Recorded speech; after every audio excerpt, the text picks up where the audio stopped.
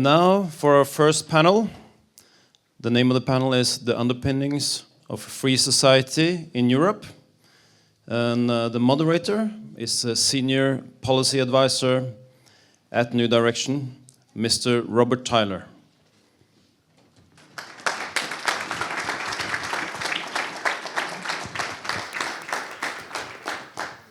Thank you very much, Peter. I'll just start by inviting up our three panelists for this one, which is the MP Mahmoud Farmand, the MP from Denmark, Michael Born Sorensen, and the economist Hader Paulus. If you join me up on the stage, I might quickly offer a few opening reflections on the nature of this question. Obviously, the challenge of free society is no easy topic to tackle. And I'd start by saying this. There is perhaps no more prescient place in the Nordic world to be holding a discussion on free society than here in Finland. Just 160 kilometers away from where we're all gathered right now is a frontier between what we can see as the free and the unfree world. On one side, people are free to speak their minds openly, associate with those whom they so choose, travel where they would like, and can feel secure in the fact that if they don't like the government, they can remove them peacefully at the next election. On the other side of that frontier is a world in which one can be arrested for holding up a blank piece of paper, in which the entire state is geared towards the surveillance and suppression of its people, and where those in charge routinely manipulate the people in order to maintain power. I am, of course, talking about the Russian border. The border between two entirely different civilizations, where a gathering like this cannot take place openly without the fear of police interference or arrest. So what is it that makes the free world so free? Well, first and foremost, it's the freedom to choose. To choose who to associate with, be that our friends or our family, or even institutions that you wish to choose.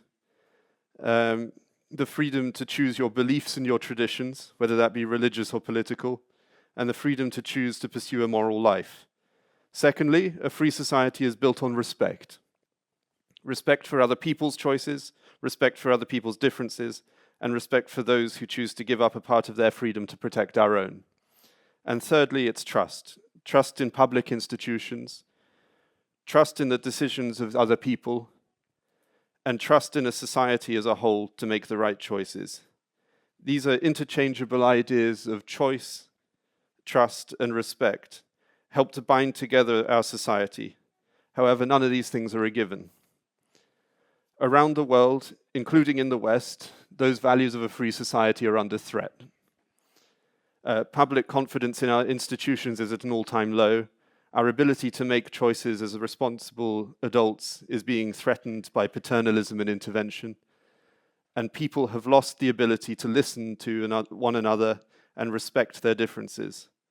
We are living in an age of creeping unfreedom, both at home and abroad. In order to help understand this new era of unfreedom and to understand what underpins a free society, I am pleased to be joined by my panel. They are Mahmoud Farmand, a conservative member of the Norwegian Parliament, who will understand freedom more than anyone because he was born in Iran and chose to serve in the Norwegian armed forces, defending freedom and liberty around the world. The MP Michael Born Sorensen, a former history teacher who will understand the value of free speech in academia, and the economist Hader Paulus, who grew up under communism in Estonia and has since dedicated his life to translating the works of those who preach freedom from Roger Scruton to Friedrich Hayek. So I'll give the floor first to Mahmoud. Thank you. Thank you.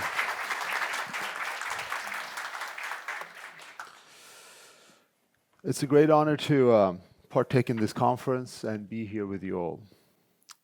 In a time of war in Europe, autocracies on the rise, democratic institutions under pressure, the topic of this debate seems to be relevant now more than ever. The problem of creating a democracy with well-functioning political institutions has been described as a problem of getting to Denmark. And it's not because the Danes speak an understandable language. Denmark is a mythical place, a kind of political unicorn, if you want. It is known to have good political and economic institutions, democratic, peaceful, prosperous, inclusive, and has extremely low levels of political corruption. These are the words of Francis Fukuyama. International development experts hold up Denmark as a model of what they are trying to achieve in countries like Iraq, Nigeria, and the likes. That in itself proves that they don't understand anything about Denmark, or how Denmark became Denmark, or even how Scandinavia became Scandinavia. As I mentioned, one of my favorite writers on this topic is Francis Fukuyama. In his book, Political Order and Political Decay, he concludes that getting to Denmark should be a goal for all states. And he elaborates on this topic in a 1,000-page long book. While Fukuyama and others speak of Denmark, they could just as well have spoken of getting to Scandinavia. But that could have caused confusion and misunderstanding. Most people barely know where Denmark and Norway is located, much less where Scandinavia is or what it is. But Scandinavian countries have managed to coexist for centuries without occupying each other, fighting wars over minerals or land, and being forced to subsequently fight wars of liberation and be dependent on international intervention. That's unique in a global perspective. Almost no other place do we see this. No other region has been so peaceful for so long. Situations that would have caused wars or at least long-standing conflicts in other regions of the world have barely made a dent in the relationship between Scandinavian countries. I could take an example from my own childhood. A discussion over a river between two countries ended up in an 8-year-old long war between Iran and Iraq, with 100,000 of people dying, chemical warfare, and wars. Let's just ask, why is it so that the Scandinavian countries are so peaceful and get along? The Scandinavian countries have a lot in common. They have the same cultural references, the same common understanding of the world.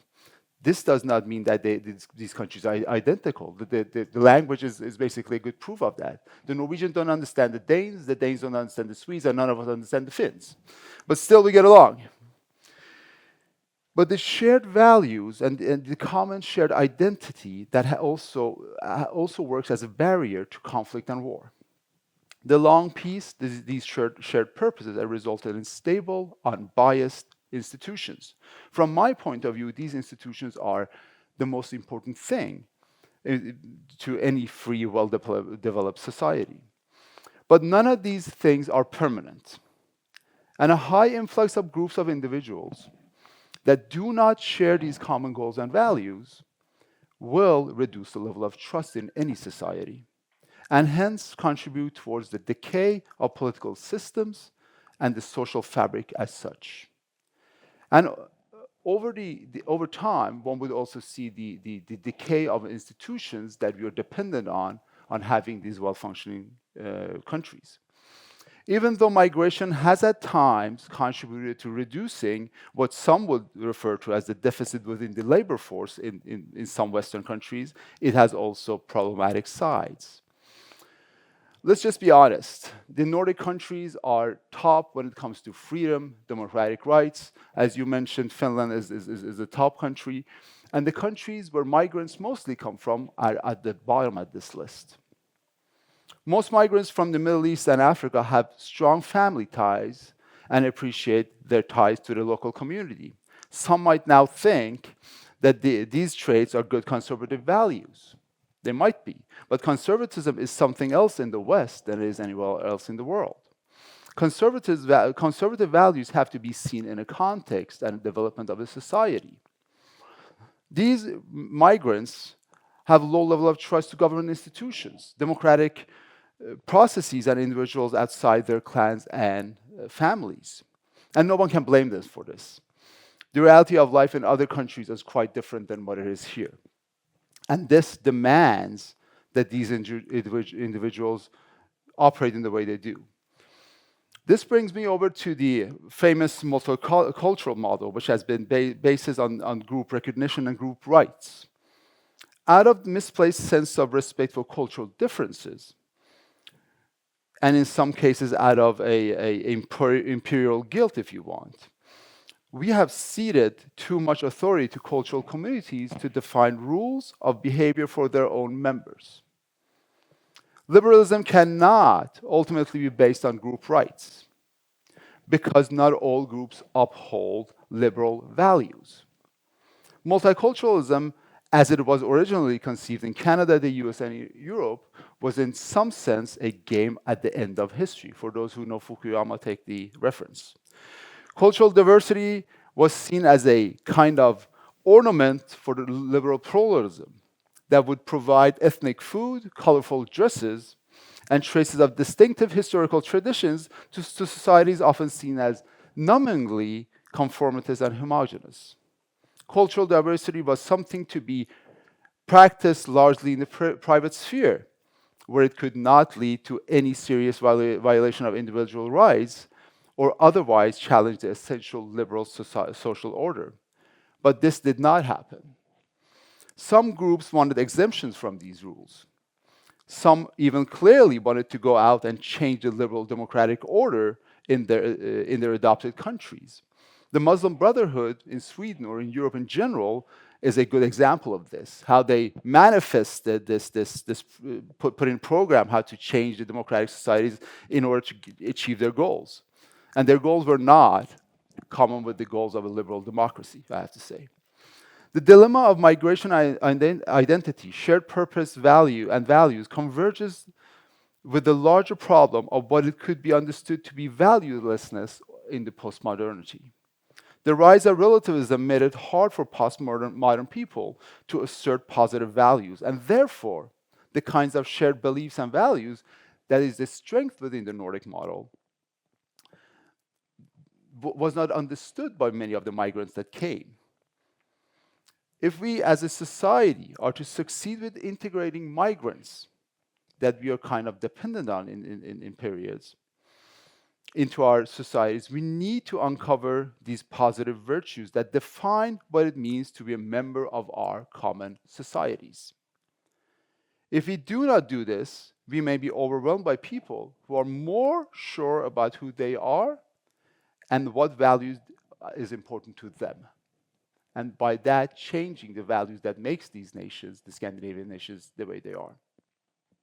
And in such a situation, migration from countries with weak institutions, low levels of trust, will present a huge challenge to many well-functioning democratic states with democratic values, individual freedoms and rights at its core. It is important for me to underline one thing. We should not compromise on the values that has made the Nordic countries the great countries that they are. We need to protect these basic rights. And we have to take in mind that there's a limit to how many migrants we can accept before it in a very harsh way impacts our societies.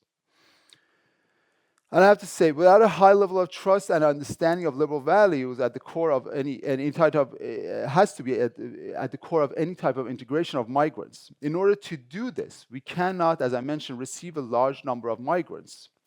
Doing that would be a disfavor to the migrants that come here and to ourselves, because that would change our societies totally and permanently. I have to say that even though I sound negative at the end of it, I think that there is hope for all of us. Because we have, in the last few years, changed our stance on multiculturalism. Even Angela Merkel has stated that multiculturalism is dead. It has proven not to work.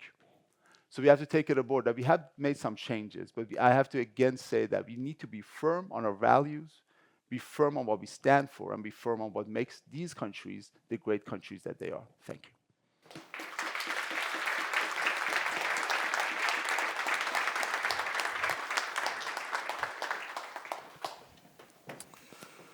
Thank you. Yes.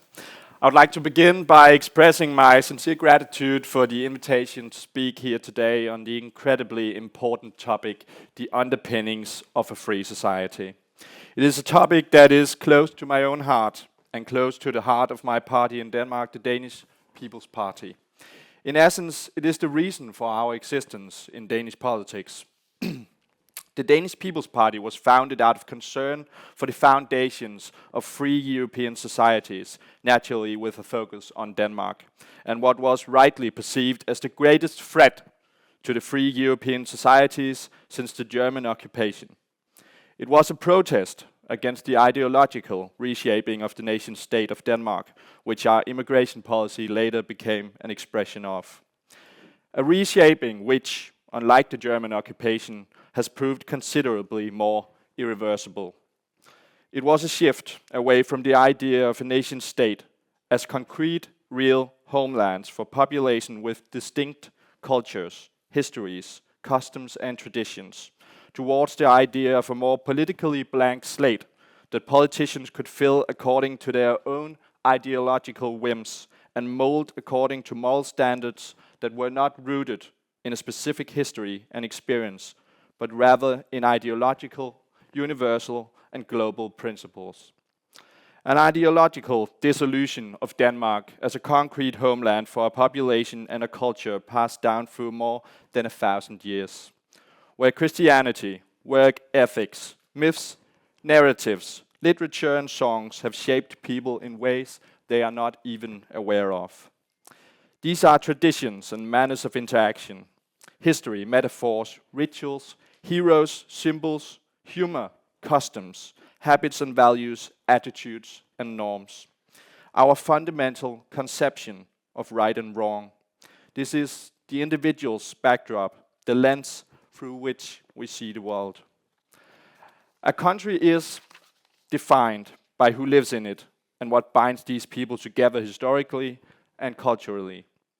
Denmark as a country primarily rests on two supporting pillars, namely the Danish population, and secondly, its ability and willingness to pass on our common values and historical identity to future generations.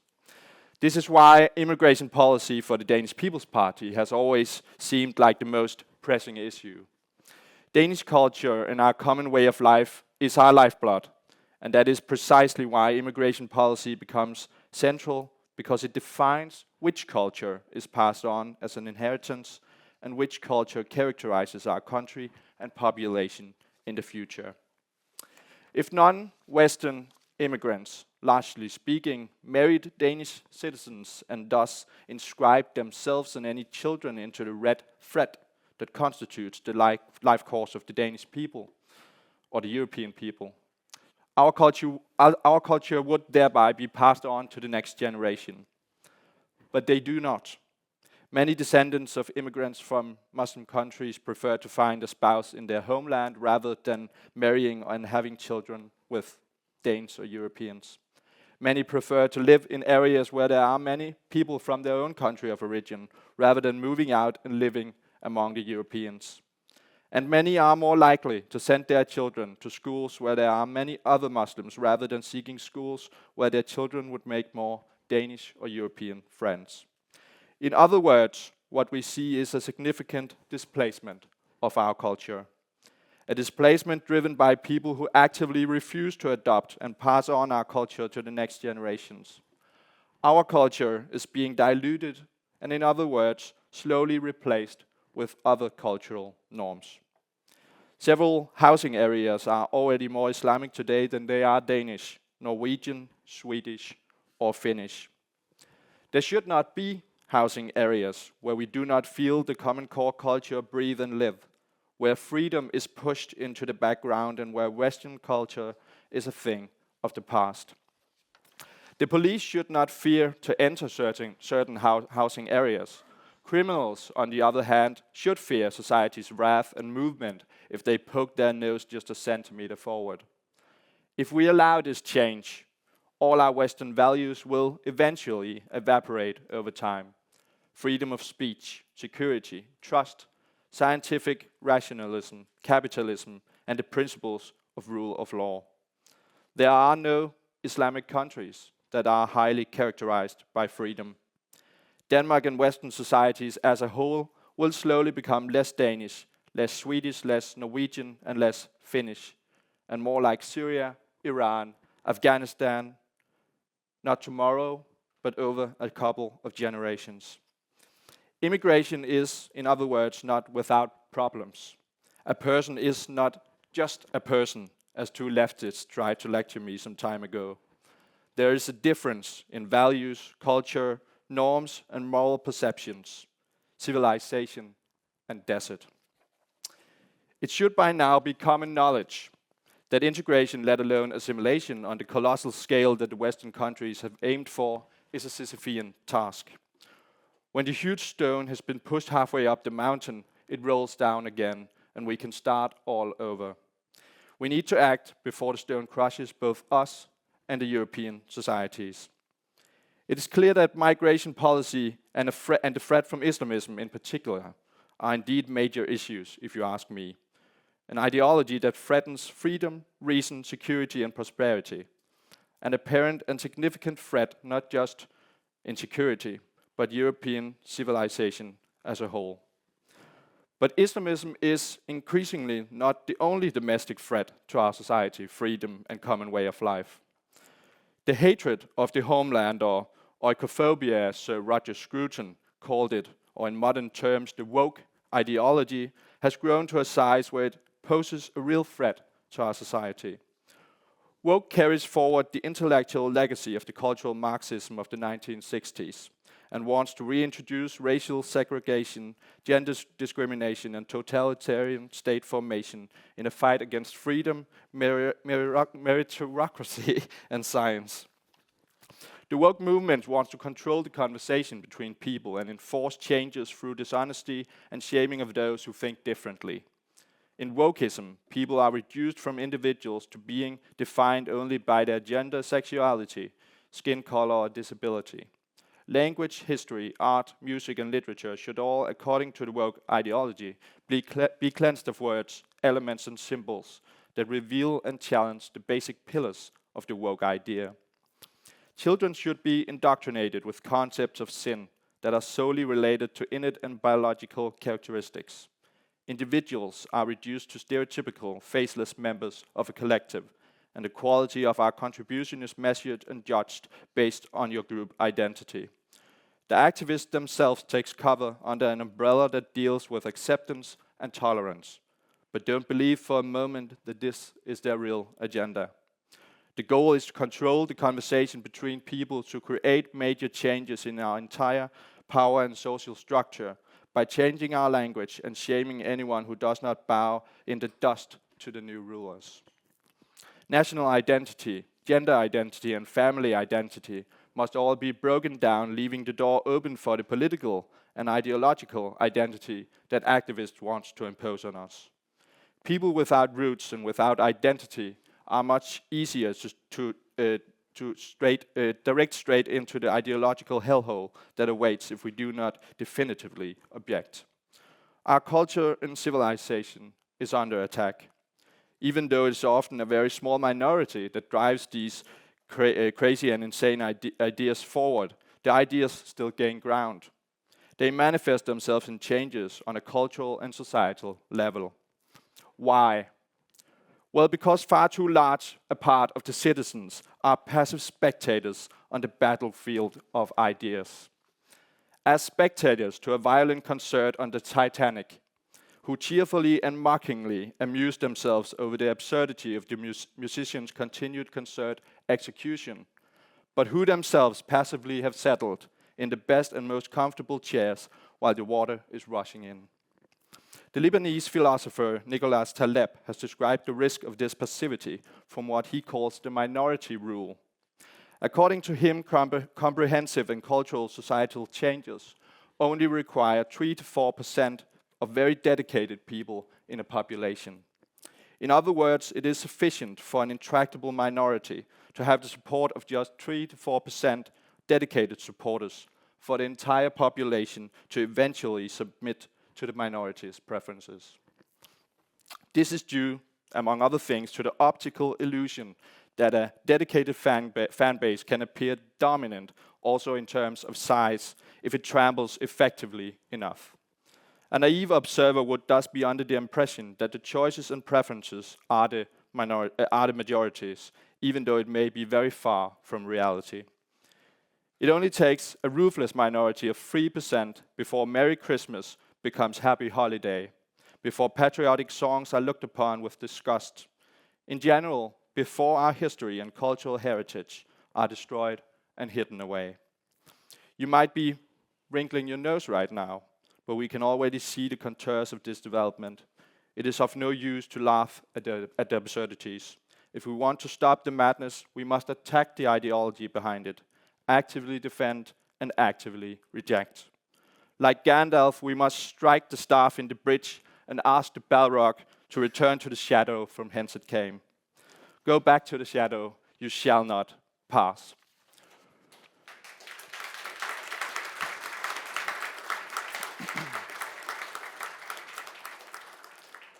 Revolutions are driven by dedicated and persistent minorities. It is time to ask them to crawl back from under the rock from whence they came. These are my ambitions for the culture war. As a Christian, I harbor no naive illusions about winning the culture war. We live in a fallen world and things will likely only get worse from here. But we must still fight, because it is our duty and because it is right. Because the foundations of free societies in Europe is worth defending. Thank you, and I look forward to the ongoing conversation and debate.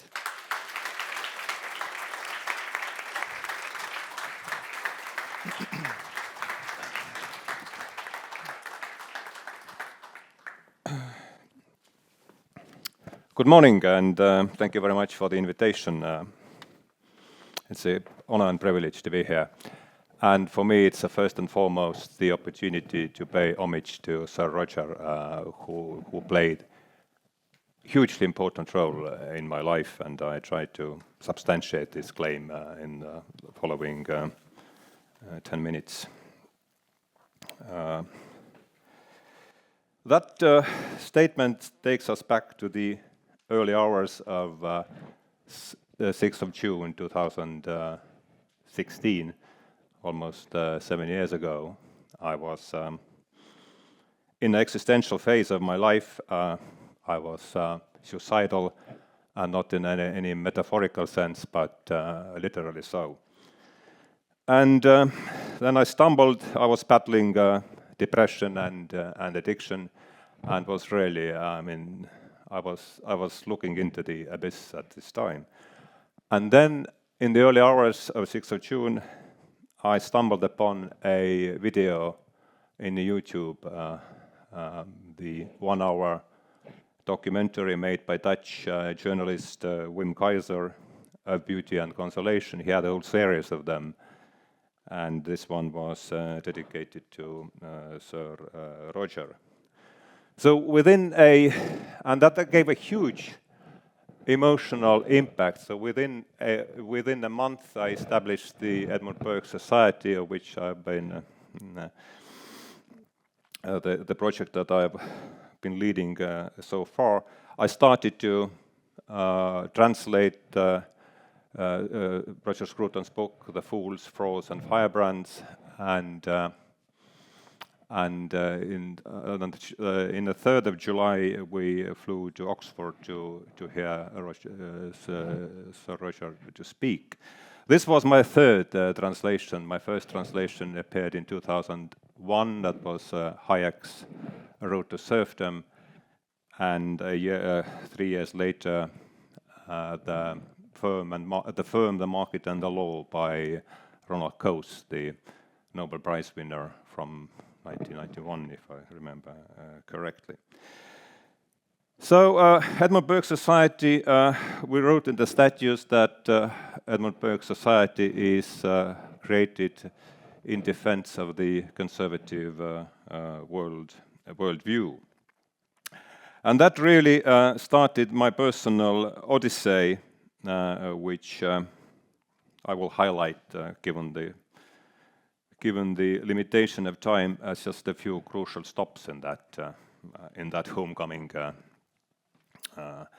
The next step takes us to the July of 2017, early July, also early hours, also YouTube, Jordan Peterson, and that was another. By that time I had already finished the translation of the Fools, Frauds, and Firebrands, and I started to translate Maps of Meaning into Estonian. So Peterson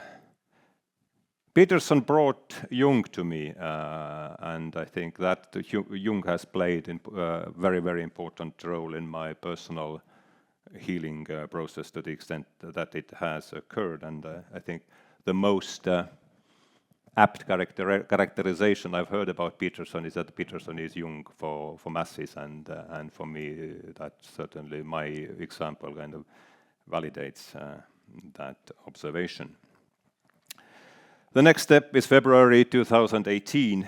That was my first. Edmund Burke Society now is like three major pillars: podcasts, courses, and newspaper. So that's the first pillar. In February 2018, I recorded the first podcast titled "Physicists and Philatelists," which plays on the quote by Ernst Rutherford that all science is either physics or stamp collection. And I had theoretical physicist and a professor of semiotics in the first podcast.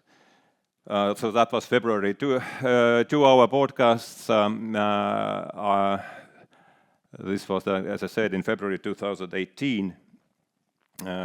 This week I recorded 3 podcasts. Number 191, which was titled "Unmoored Anchor," was devoted to the U.S. Psychiatrist Stanislav Grof.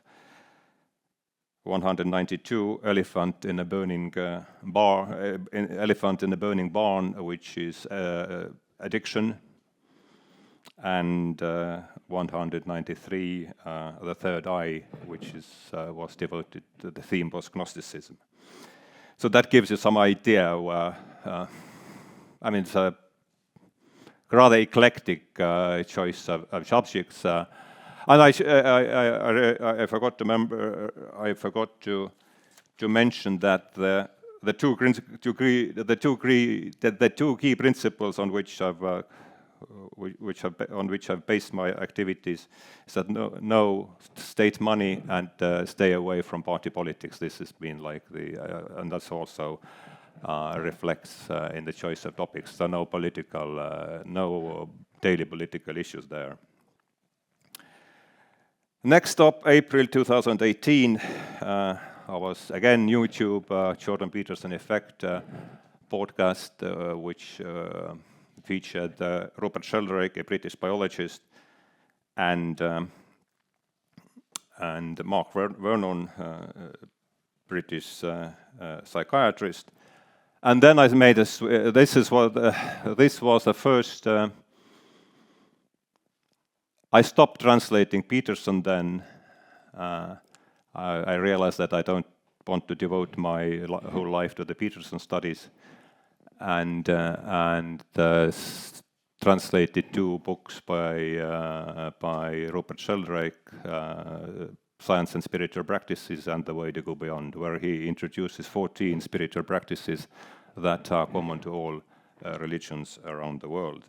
And by the way, the podcast is in Estonian tähenduse teejuhid, which means maps of meaning. The next stop,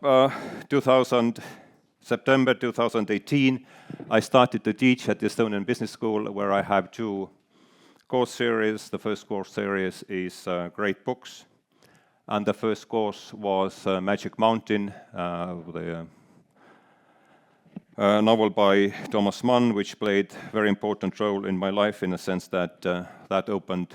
I read it in 1998, and then that made me to realize that there is more to life than supply and demand curves, and even GDP for that, GDP and economic growth for that matter. And this course series celebrated, we just this spring we ended the 15th course, which was devoted to the varieties of religious experience by William James. The next stop would be September 2020. Then we were privileged enough to be able to establish a new course series, which we called The Return of Nature, and which is very much inspired by Rupert Sheldrake, and where we try to introduce the thinkers whose views are neglected by the mainstream media and are not taught in the universities. The first course was called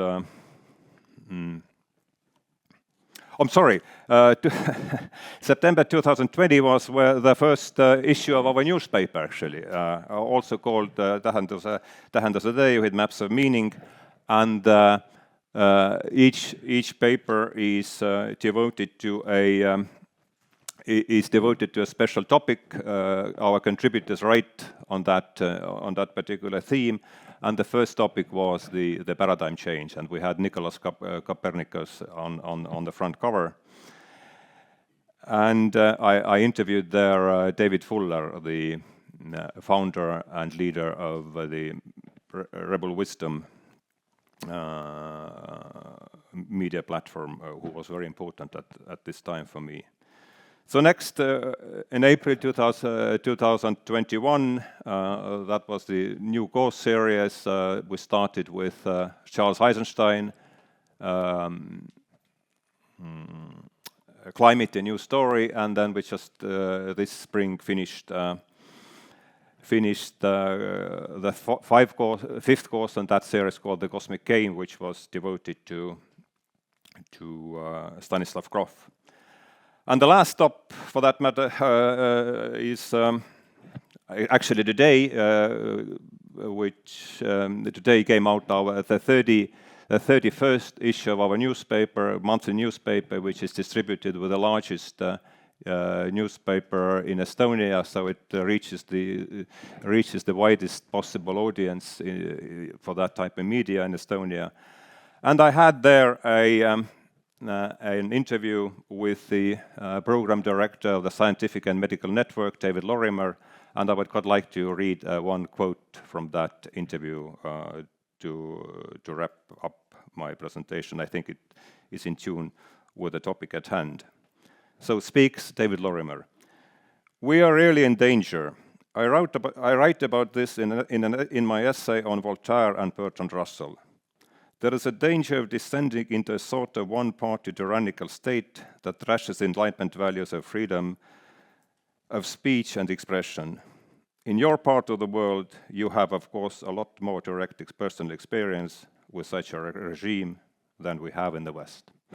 So that was my journey, which started on the 6th of June 2016, when I watched the one-hour documentary of Beauty and Consolation, which featured Roger Scruton. Thank you very much.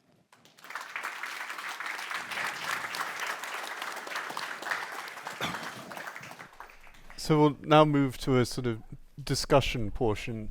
And I want to start by picking out one common theme that seems to appear in all three of the presentations, which is this notion of what Karl Popper described as the paradox of tolerance. This idea that because we live in such a liberal society and because we believe that the rest of the world are as liberal as us, we open ourselves up to a threat. So I wonder, how do we overcome that? It's a big question. If I may, I think it's the first point is realizing that the rest of the world is not such as us, and that's the basic fact. Liberalism, as it is practiced in the West, is quite unique. You do not find this anywhere else. This is a process that has been going on. I mean, liberalism and liberal democracies, as we see them in the West, is a process that's been gone through several layers for centuries, through wars, through fighting, through reform of religion. Just to give you a hint, just talking about reform within Islam would cause a death threat at the least. So let's just start with understanding that the rest of the world is not like us. That doesn't mean that people aren't good. That doesn't mean that people are bad or something like that as such. But let's just understand that fact, and then we can work our way from that point. Yes, I think Mahmoud is right, but I also think there is a tolerance paradox in the fact that although the leftist area always say they're very tolerant, what I see is a leftist group that is a lot less tolerant than the right-wing groups, and I actually think that we as conservatives have to be more intolerant of the leftist ideas in general. There are a lot of ideas being put forward today from the leftist groups that are absolutely abhorring. And regarding to these ideas, we have to publicly tell these people that their ideas are absolute crazy. If we just accept that they're maybe crazy, but we just think it inside our heads, I don't think we will not move in our direction in the culture war. We have to be more intolerant of their ideas, and we have to speak out publicly about that fact.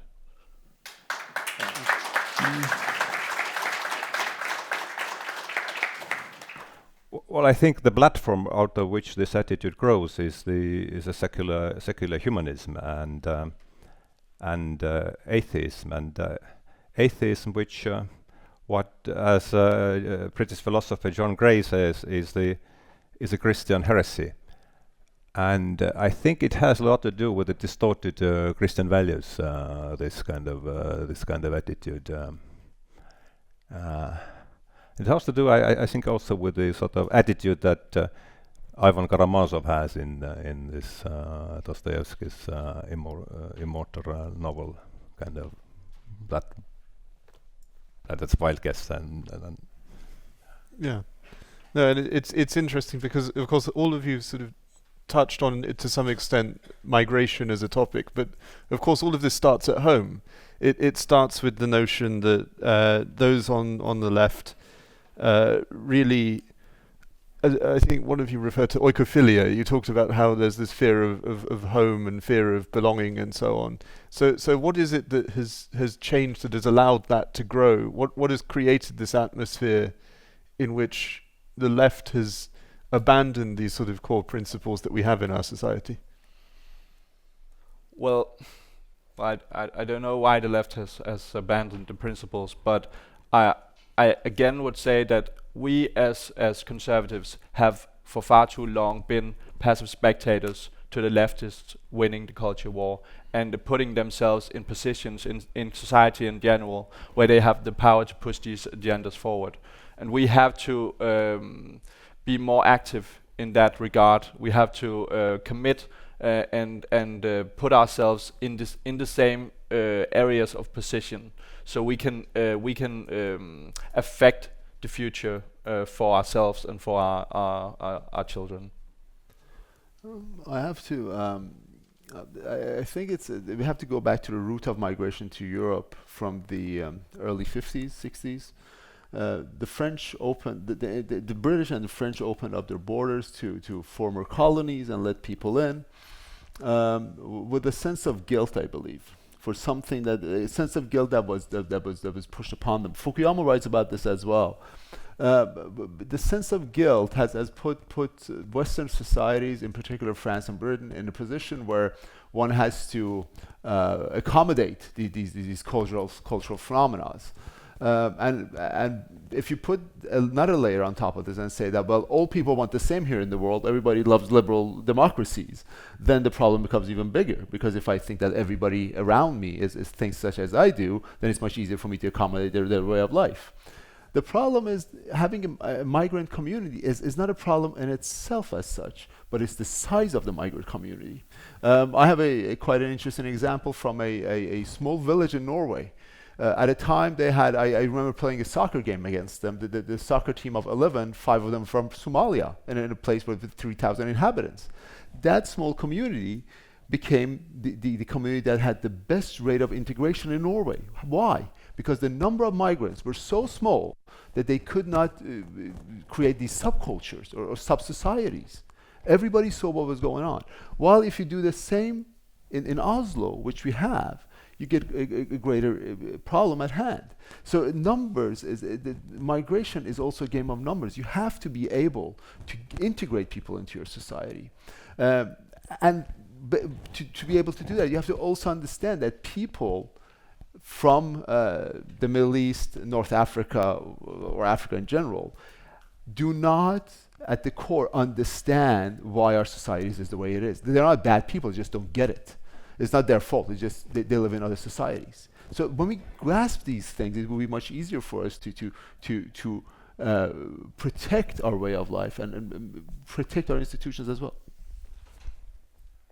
Well, I think the long shadow of the war and the guilt complex as a major it's a major thing there, and it's Thomas Mann, among others, has pointed out that there really was a one war with what's like 20 years armistice in between, and I don't know. I just have a feeling that it somehow it is all related with the Reformation. Like it's just because that was before this huge war at the beginning of the last century. The similar situation we had was, and I think we're living in a sense Reformation now. I think the closest parallel to where we are is the beginning of the 16th century.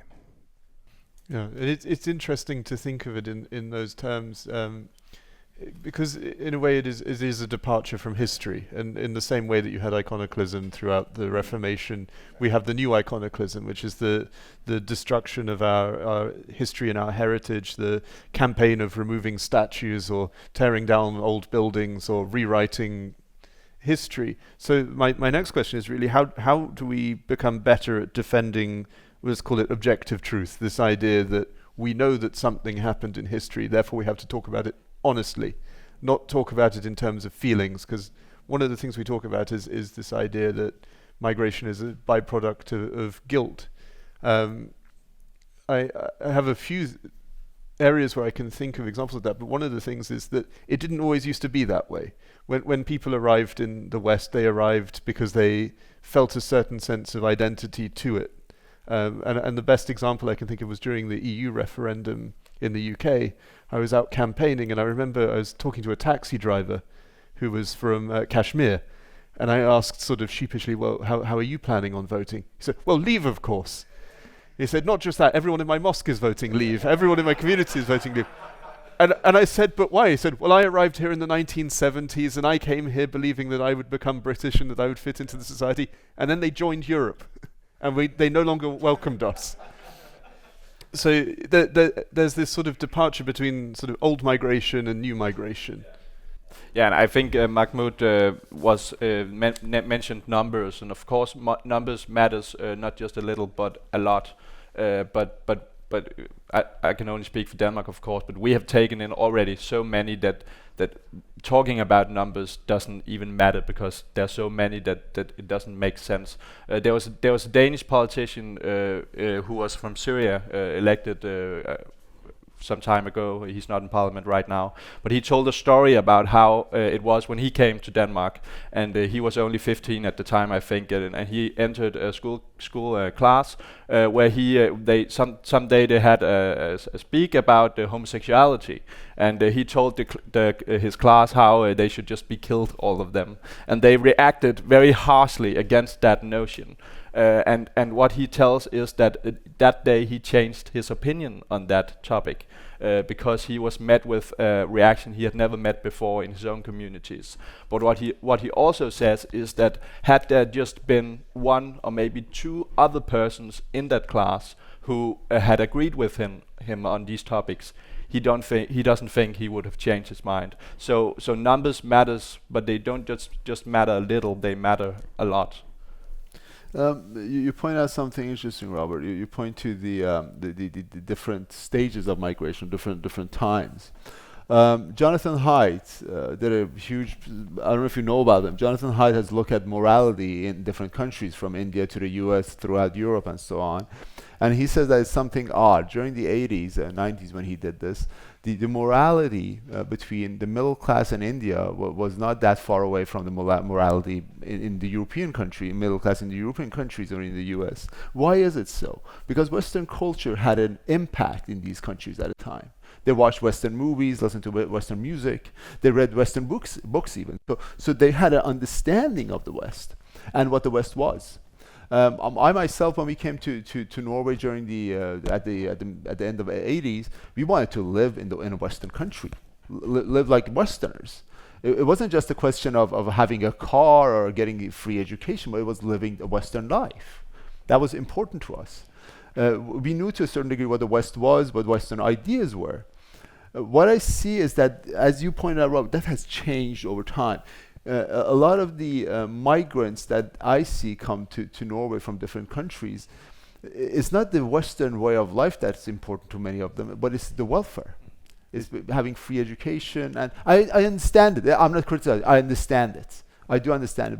But as you mentioned, the different ways things have changed, but I think at the core, if you explain to people that, well, if you want to have free education, have a welfare system, there are certain rules that goes with that. You cannot, and let me just explain. I explained to a lot of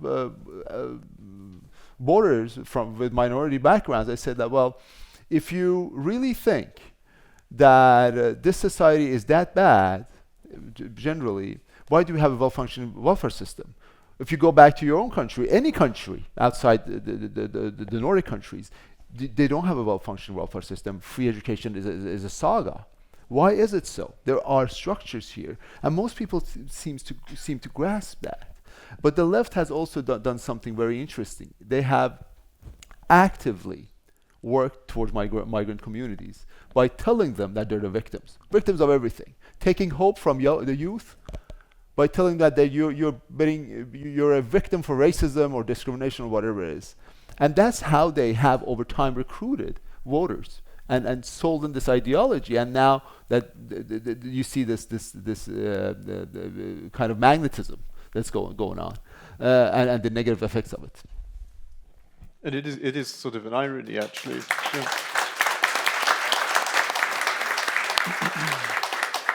There's a sort of irony in that, which is that for the most part, migrants, when they arrive in the West, are family-oriented, entrepreneurial. You know, in many ways, they're the ideal conservative voters, and yet they end up in. One would think that. Yeah. Yeah. Also, when you mentioned that, I must say that we as conservatives have been too defeatist in the social issues regarding, for example, family and so on. So maybe I don't think a lot of the migrant communities even know where we stand on these issues, because we have been too busy talking about cold things as economy and so on, which is of course important, but without the value spectrum also, I think a lot of those people will not be convinced by our standpoints. Yeah. Well, I think the best book on the subject that I've read is the reflections on the. No, it's not. It's a play on words on Birkin book. It's Christopher Colwell's book, the reflections in the. I think it is reflections on. It's the same title as the Burke's book. What he basically says is that the establishment has been busy over the last 50 years, for whatever reasons, importing a new underclass to replace they've been searching for the cheaper underclass. I think that's I think important kind of angle to that problem. There's another. I mean, the average migrant, at least to some countries in Europe, are good conservative voters, or should have been. But we forget that there are huge differences between European countries. The more resourceful migrants usually go to France, Britain, and the US, and the further north you come, the least resourceful they become, to be quite honest. And that is something that's been looked into. There's another issue at hand. When you look at, especially North Africa, the Middle East, a lot of the people that come to European countries tend to be left-leaning. Why? Because they belong to a political to the anti-establishment groups within the society. They are against the regimes that run these countries, and most of these people are left-leaning. And they see the regimes in the countries that they come from as puppets to Western governments. That's the real fact. I lived in Egypt, Iraq, Jordan, and Afghanistan. I'm born in Iran. These are the facts. And if you're going to sell in conservative, if you're going to communicate with these people, you got to first of all make them get them to understand that the realities that they've been sold in their own home countries is not the real facts. There are differences here. It was the conservatives that abolished slavery, for instance. It was the conservatives that worked rigorously against colonialism at one point. So we have to get that in, and after that we could make them into good conservative voters. Because as I mentioned at home as well, most migrants in Norway, they own small businesses. They're very education is quite important to them. Education of their kids. So these are the things that we are quite good at, and we need to actually communicate to them. So we're very quickly running out of time, so I'm going to ask one last question, which is there cause for optimism? Can we see a way ahead to preserve free society, or is it all doom and gloom? I think I lived a life where being pessimistic doesn't get you to survive anything. So you have to be optimistic. I think there are solutions. I think a free society is stronger than we think. I think liberal values are stronger than we think. But we have to also acknowledge that liberal societies and democracies and free values are under pressure. And we need to consolidate to defend these values and get people to understand, especially migrant communities, what these values are all about. And that is in their core interest to protect these values and support them. Yes, I also think there is room for optimism, but maybe not as much as Mahmoud thinks, because I don't think you should not harbor under any naive illusion that we will return to a state where we're not going to have, if we're talking about immigration, first of all, problems with migrants in the European societies. People have come, and some of them will never leave. So that's just how it is. But that doesn't mean we should do anything in our power to make sure that the European societies stay free and open as much as we can. But of course, we will have to move in another totally another direction in policy-wise. We have to have a total halt on asylum and family reunifications and from selected countries. We have to have deportation of criminal foreigners at first conviction. We have to have a total halt on public benefits for people without citizenships. We have to have a significant authority presence in certain areas, and a total zero tolerance for crime and antisocial behavior, total rejection of all Islamic influence in society, and last of all, an active culture and education policy that supports and protects Christianity, European culture, and lifestyle. That is the minimum if we have to be a little optimistic. Yeah.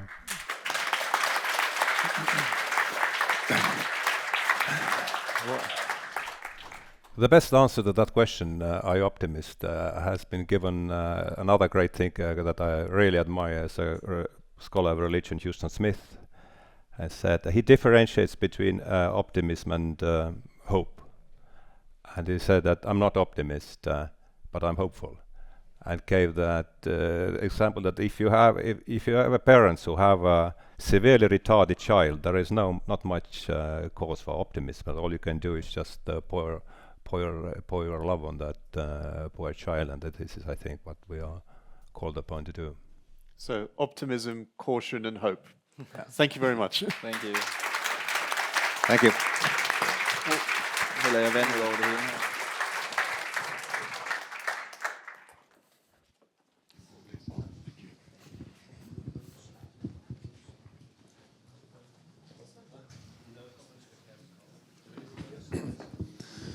Now there will be a short break, a coffee break, and please take advantage of the beautiful surroundings here at the hotel. It's possible to go outside, but please be back in your seats by 10:50 as we will start the next panel. So please be back in time for that. 10:50.